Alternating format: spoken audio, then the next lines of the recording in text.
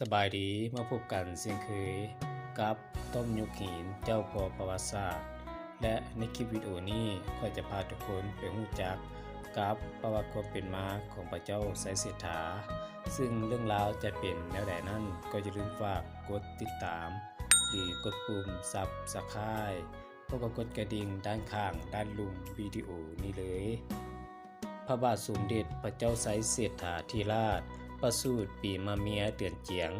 เดือน1แฮม6ค่ำวันอาทิตย์ยามเที่ยงพศ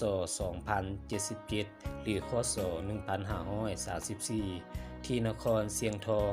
เป็นโอรสองค์ใหญ่ของพระธิดายอดคำทิพย์ซึ่งพระนางเป็นลูกสาวของพระเจ้าเกศเก้ากษัตริย์แห่งอาณาจักรเสียงใหม่ล้านนา มีพระนามเดิมว่าพระเจ้าเศรษฐวงศ์สู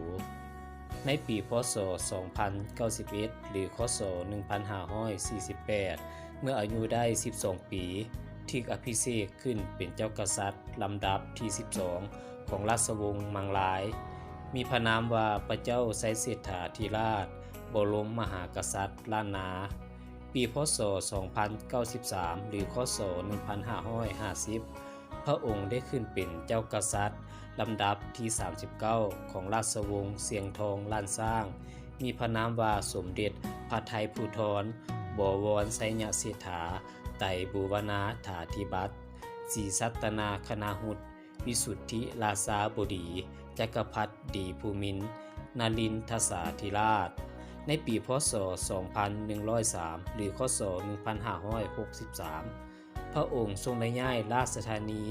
นครหลวงจากเมืองเสียงทองมาอยู่ที่เมืองเวียงจันทน์ซึ่งในเวลานั้นพระองค์ได้อัญเชิญพระแก้วมรกตและพระแสคำมาประดิษฐานไว้ที่เมืองเวียงจันทน์แล้วก็ตั้งชื่อเมืองว่ามหานครจันทบุรีศรีสัตนาคณาหุตอุตตมราชธานีศรีสุธรรมาวิสุทธิทพิเศษนาคาเลศสาภูมินทร์นศรีสดาสุวรรณเกตปานคเลศมหาสาวัตรพระนครซึ่งแม่นเมืองหลวงแห่งใหม่ของอาณาจักรลาวล้านสร้างนั่นเอง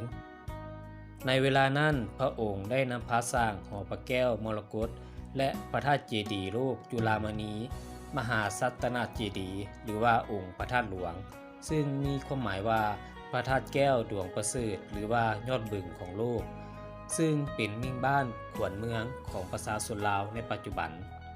ส่วนเมืองเสียงทองพระองค์ได้ทรงนำพาสร้างวัดเสียงทองและมอบพระพุทธรูปก็คือองค์พระบางไว้ให้ชาวเมืองได้สักการะบูชาตามฮีตของพุทธศาสนานับแต่บัดนั้นเป็นต้นมาเมืองเสียงทองก็ถูกขนานนามว่าเมืองหลวงพระบางจนฮอดปัจจุบันได้มีโครงการก่อสร้างอนุสาวรีย์สมเด็จพระเจ้าไสยเสถาธิราชรูปปั้นรอจำลองสมเด็จพระเจ้าไสยเสถาธิราชทรงประทับสร้างประธานรอด้วยทองเหลืองเนื้อบริสุทธิ์น้ำหนัก18ต้นมีมูลค่าการก่อสร้าง38ตื้อกีบทินฮอนในการก่อสร้างแมนบริษัทบ่อคำเมืองสนามไซแขวงอัตตปือซึ่งมีลำดับการก่อสร้างดังนี้วันที่29มิถุนายนคศ2018กงกับเมื่อขึ้น13ค่ำเดือน6พศ2561เป็นมื้อวางศิลาจารึกวันที่6กุมภาพันธ์คศ2020กงกับมื้อ13ค่ำเดือน6พศ2562เป็นมื้อเททองหล่อเสียนอยู่ที่วัดธาตุมหาไซเมืองไสยเสถาแขวงอัตตปือวันที่27กรกฎาคมคศ2020กงกับมื้อขึ้น7ค่ำเดือน9พศ2563ขบวนแห่จากนครหลวงลงมาที่แขวงอัตตปือเป็นเวลา5มื้อ5คืนตามแผนการที่ได้กำหนดไว้นั้น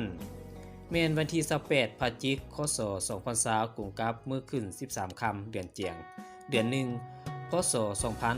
2563เป็นมื้อสมโพธิมาฮอดนี้ก็สิ้นสุดลงเพียงเท่านี้ถ้าท่านใดที่มักคลิปวิดีโอนี้ก็ช่วยกดไลค์กดแชร์ส่วนวิดีโอหน้าจะเป็นแนวใดนั้นก็อย่าลืมฝากกดติดตามหรือกดปุ่ม Subscribe